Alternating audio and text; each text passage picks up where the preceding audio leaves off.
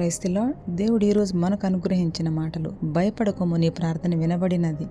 ఈరోజు ఎన్నో సమస్యలతో నీవు బాధపడుతూ దేవుని సన్నిధిలో ప్రార్థిస్తున్నావా?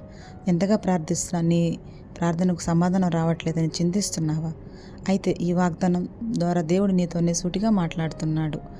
నీ సమస్యల్లో నువ్వు దేవుని ప్రశ్నించేవారిగా ఉంటున్నావా, లేక దేవుని చిత్తానికి లోబడేవాడివిగా ఉంటున్నావా అని ఒకసారి పరిశీలించుకో. ఎంతోమంది సేవకులు, భక్తులు దేవుని సేవలో బలంగా వాడబడుతున్నప్పటికీ వారి జీవితాలలో అనేక సమస్యలను ఎదుర్కొంటూ ఉంటారు. అయితే వారు ఎప్పుడు దేవుని ప్రశ్నించేవారుగా ఉండరు. దేవుని చిత్తానికి లోబడి ఆ శ్రమను జయించేందుకు ఇంకా అధికంగా దేవుని పాదాలు పట్టుకొని ప్రార్థిస్తుంటారు.